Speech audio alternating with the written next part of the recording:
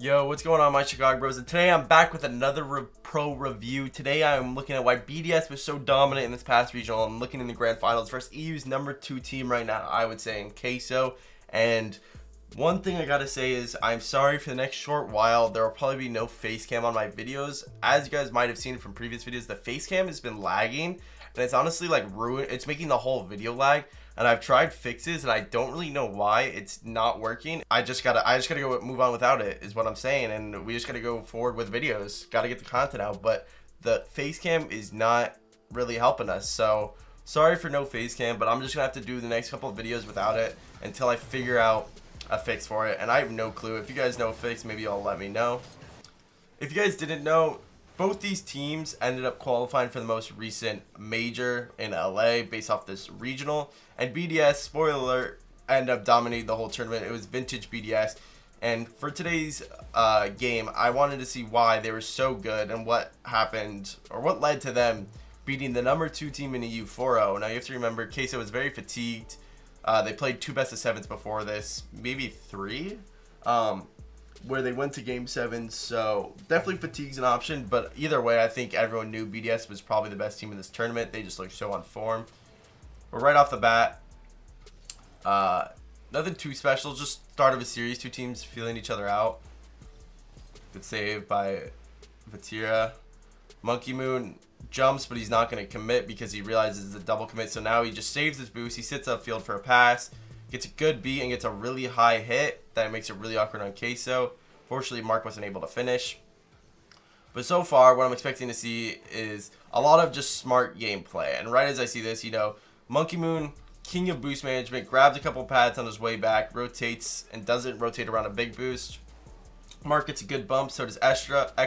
And because of that boost management, it leads to a couple touches and then an open net for Mark. So well done. Good bumps by his teammates, but also great boost management, great rotations, and good recognition.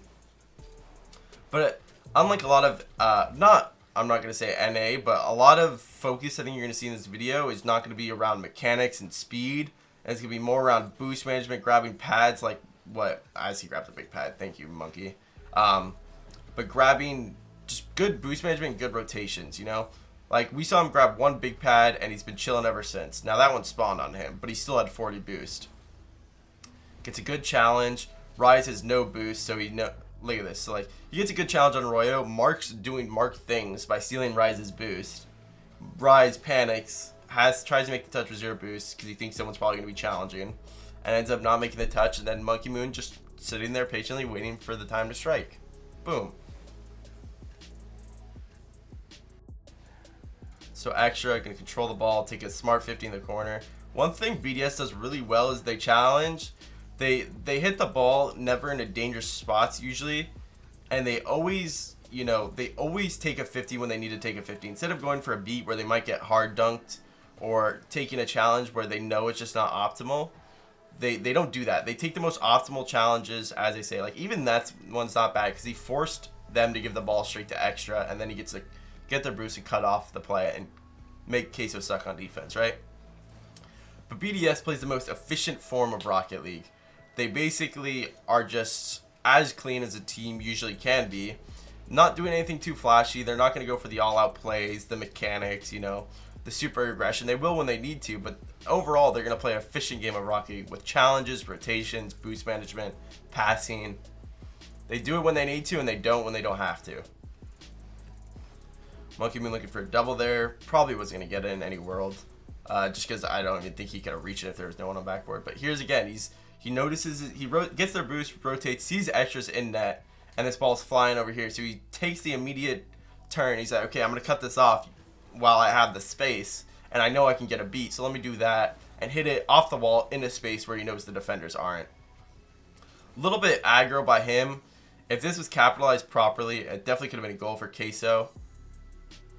But again, it has to be capitalized. If it's not, that's not a goal.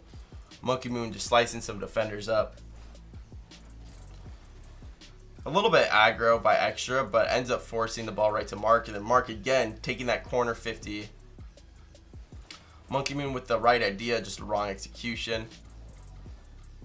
Again, just wants to take the ball close, make the smartest play, just stall time off the clock. See, like, here's what I'm talking about. So I always say they make the smart play. So Extra hits this to Monkey. Monkey could easily take this ball from Extra, but then if he takes this, it leaves Mark alone. And if he doesn't do something great with that ball, it leaves Mark alone in a 1v3. But instead, by letting Extra do it, they almost score. And then I would say, honestly, Monkey Moon probably went a little bit too aggressive there.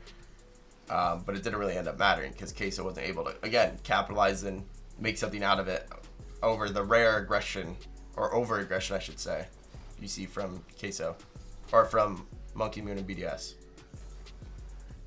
But the big thing is, whenever you get a lead on team, any pro team, the last thing you want to do is just camp net and sit in defense and park the bus if we're going FIFA terms, you know? Because any pro team will be good enough, even if you're parking the bus, to score a couple goals on you in a matter of time. It just becomes a matter of time. So if you park the bus, it's just, you're bound to get scored on. But if you keep playing aggressive, ooh, a little bit of a whip there, but his teammates bailed him out. If you play more aggressive, you're going to be able to, you know, keep the pressure on, and goals will probably not be as likely because you're not, the other team has to worry about them getting scored on, just losing the game and getting blown out completely. You got to keep the pressure on, not let them have free space and have pressure, and maybe even gain momentum for going into the next game by being like, okay, we scored, we're feeling it now. So this game's winding down. BDS, again, just a super clean game. Super smart, well done. Honestly, played really well. And you can tell this is like BDS in form. But let's go into the next replay, and we're not going to watch Monkey Moon. We're going to flip to his teammates, but let's go to the next one. Alright, guys, this is game 3. And, you know, this was, BDS at this point was up 2-0. So they're just continuing where they left off in game 1. And let's start off the bat. A little kickoff goal. Love to see that. Queso's in it. So Monkey Moon just cheats the wrong direction. Joe gets a good beat. And then Extra's stuck in a spot called No Man's Land. There's not really much he can do. But this pinch ends up being actually the worst caseable scenario for him because it perfectly goes up the wall when he can't challenge. And just good job by Rice to be there. So a little bit of a poor kickoff by Queso, or not Queso, BDS, and Joyo gets a really great pass mid.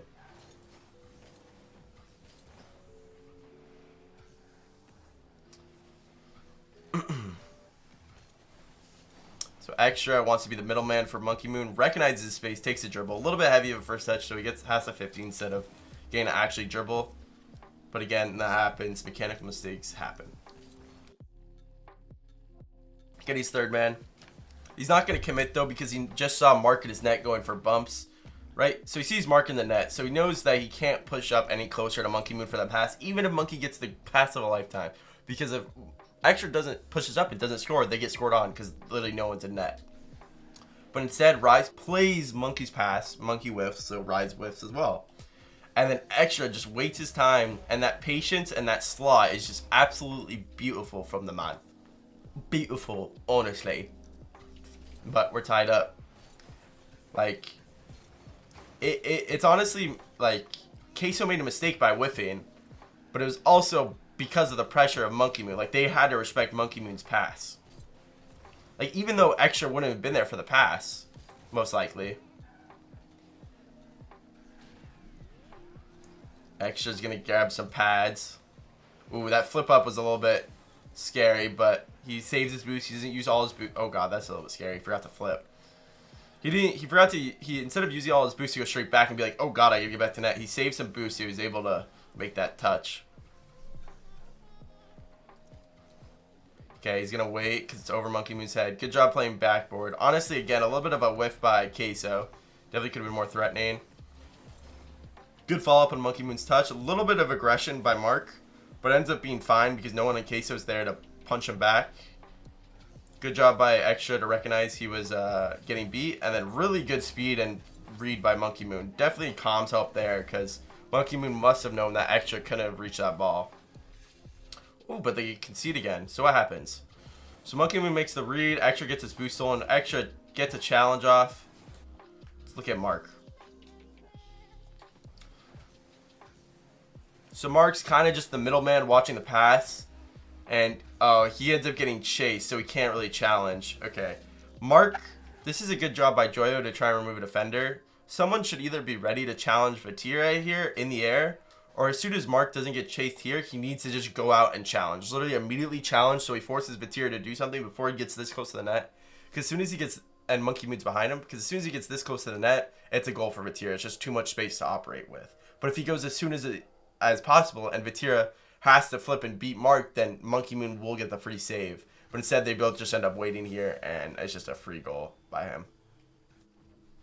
So well done by Queso, but again, Mark definitely probably could have challenged a little bit sooner, even after he got chased a little bit.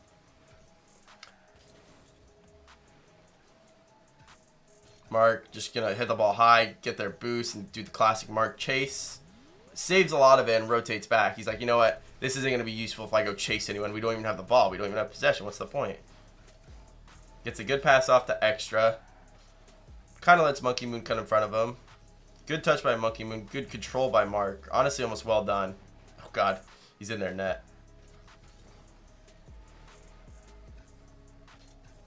Coming back. A little bit of a fake. Lets his teammate take it.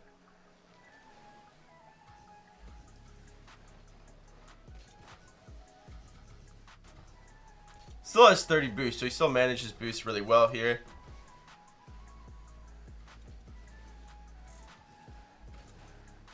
Again, managing boost, not over-aggressing, just waiting his turn to go, I guess is how I'd call it. Boom, it's his turn. Try and make something of it.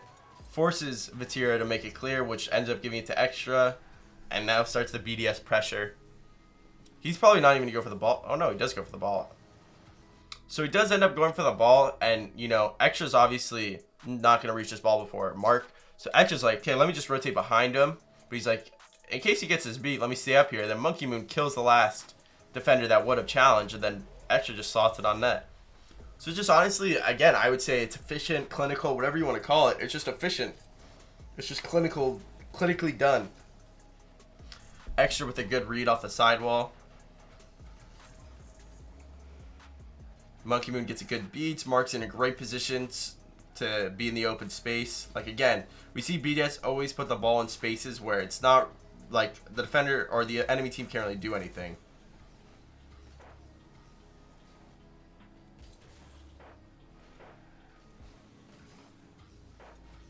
Good beats by Mark. Good try by Extra to finish it. But again, he's just going to get that boost. He's going to basically, he used 17 boosts for that demo and gets a pad, and he's back at 100. That's the boost management right there. Literally full boosting, but still full boost, basically, is what it seems like. Great clear. Gonna save his boost really well. Ends up getting a mid boost to spawn on him. So now he can follow Mark's touch. Again, off the wall in open space. Here's Extra going off. He gets a lot of space. Almost does the twirly whirly flip reset. But again, he's not going to go all the way back and leave the play so he can get 100 boost. Instead, he's just going to grab a couple pads so he can stay in and keep pressure if need be. Now, obviously, he died, so it resets. But now he can go for this ball since no one's on it. Honestly, a little bit of a poor touch because he gives it right to Mark. Or he gives it right to the enemy team who just sends it back into their end. So that's literally one of the few missed touches I've seen from BDS. Good challenge by Mark. Again, decent challenge by Monkey. Extra gets bumped. That's a really good play by Joyo. But honestly, Queso can't really commit, especially in a 2-2 game with little time left. But very well could have been a goal. Extra, guarantee he's going to manage his boost. Never mind, he's going for back left. Bro, I'm just a curse. No one caster's curse.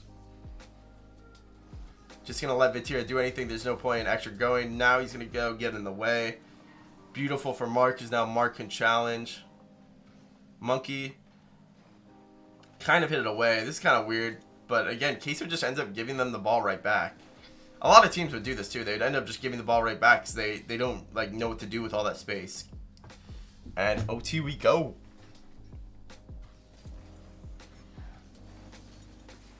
Better kickoff by BDS. Still a little bit scary, but Monkey Moon's able to 50. Now this is kind of scary because it's just chaos, and that's not what BDS likes. They don't like chaos. They don't thrive in the chaos, probably like Queso does. Queso probably thrives in the chaos and the absolute madness that's going on, but that's not BDS's game, so that was a little bit scary. And it's been chaos ever since. Look, a Monkey Moon and Mark double commit. That resulted from the chaos earlier, but However, BDS is able to calm down, regain, reset into their normal, their normal rotations, get back into the flow of things. Extra's going to take his beat, gets the boost to spawn him, gets another challenge. Now he's just going to rotate, keep the left side of the field, and stay in there to occupy space. Gets a good challenge to try and keep the ball in, gets a boost to spawn on him, and he's just going to rotate behind his boys. How many times have we seen this? Mark with a good pass off the corner. Extra with a great 50 is going to apply a lot of pressure. The corner spawns on him again, and Extra's probably about a dime up. Extra dimes up, and Monkey's there, just clinical. Again, clinical. Call it what you want, but it's clinical. So that's how BDS was so on point this weekend, and they're able to take down Queso. And I hope you guys enjoyed the video, and I'll see y'all in the next one. Make sure to leave a like and sub, by the way. Peace.